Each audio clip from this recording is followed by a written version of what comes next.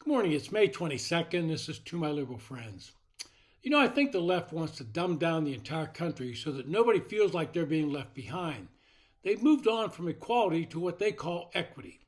And equality means that everyone starts from the same position, and based on the time and effort you put into an endeavor, you'll finish based on those factors. But equity is entirely different. To the left, equity means that we want to guarantee that everyone finished at the same place or same time. It defies the concept of merit and instead tries to level the field by reducing the requirements. We've seen this in the education system in this country. Schools are moving away from difficult classes because they think it puts some students at a disadvantage. Make everything easier so that nobody can feel like they're not succeeding. Nobody fails. Dr. Harold Black is a distinguished professor at the University of Tennessee. He's an African American, and he wrote an article about the decline in our education system. He was appalled that Princeton University would no longer require that Latin and Greek be required for a major in the classics. In his opinion, it was further evidence of the wokeness of white liberals intent on denigrating their own culture. Dr. Black talked about taking Latin in high school and enjoying it. He mentioned that his mother went to an all-black high school in Macon, Georgia in the 1930s and studied both Latin and Greek. But following is directly from this article, quote, "In full disclosure, I'm a guilty party. I taught at the University of Tennessee long enough to be teaching second generations. One student came to me and said that when she showed her mother my syllabus, her mother said my standards had eroded. When she took my class in 1988, I had readings in the library, required a short essay on current issues every 2 weeks, and required a term paper. In 2010, I required none of these. I told her that if I had the same requirements, I'd be run out of the university. Still, I tested using essays, short answers, and problems, and refused to use multiple choice true-false exams. Today, one would be hard-pressed to find a course that did not evaluate using multiple choice true-false questions. I gave the students a list of words in finance that they had to learn how to spell: principal, not principal; capital, not capital. Every time they used the incorrect spelling, I took off a point. Students complained, but I never caved. Asked why I was retiring when I loved what I did. It was because I grew tired of the undergrad students who were intellectually lazy." End quote. In his article, his final paragraph talked about how parents need to stand up. They need to demand that academic courses that are challenging be put to their children.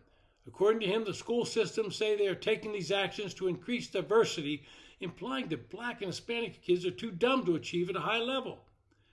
That offended him. However, many charter schools demonstrate otherwise, with minorities achieving in advanced math and learning Latin. There are well-documented methods of instruction that can dramatically raise the reading levels of low-achieving students. His final statement was both classic and insightful with a touch of humor. One of the school systems, quoting him, "One of the school systems have been prominently in the news is Loudoun County, Virginia, where the system is considering lowering standards in addition to teaching critical race. The parents there are fighting back. I wish them success if they fail. Virginia needs to change its tourism model from Virginia is for lovers to Virginia is for dummies." End quote. Now, Dr. Black is not the only one that's concerned. The national average ACT score for the class of 2022 fell to 19.8 out of 36, down from 20.3 in 2021, and according to data released by the nonprofit that administers the test. The results deserve more attention than they received at the time. The decline is all the more worrisome because fewer students are taking the test since fewer schools require it. About 1.35 million took the test this year compared to 1.9 million in 2018.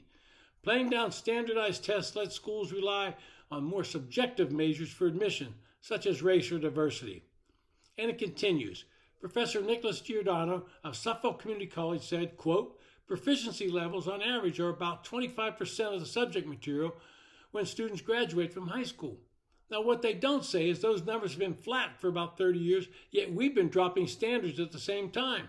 It's really devastating. If we had the same standards in place, it would be even lower." End quote. We are seeing colleges and universities say they will no longer require an ACT or SAT score. They're buying into this myth that they are racist in their nature. But now it has finally hit the legal system. The bar exam is about to get a nationwide overhaul. The National Conference of Bar Examiners, or NCBE, which creates and administers the Uniform Bar Exam, plans to roll out a revamped version of the bar exam, which it calls the Next Gen exam, and it will come in 2026. It will no longer be a grueling 2-day affair to test law school graduates on their knowledge of the law.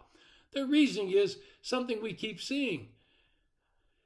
They want to use the next gen exam to advance its, quote, diversity, fairness, and inclusion, end quote, agenda. Two of the organization's stated aims are to, quote, work toward greater equity by eliminating any aspect of our exams that contribute to performance disparities, and to promote greater diversity and inclusion in the legal profession. In other words, we don't think some of these lawyers are smart enough to pass. They got into law school, but they didn't learn anything. As he used to say at an Elvis concert, merit has left the building. We no longer want achievement to be the measuring stick of capability, but rather we want equity where everyone succeeds. And how do you achieve that goal? By doing what Dr. Black and others have said. We dumb down the education system. Then we truly can tell Virginia to change its motto. This has been To My Liberal Friends. Thanks for listening. If you enjoy the podcast, hit the subscribe button, make a comment, or recommend it to your friends.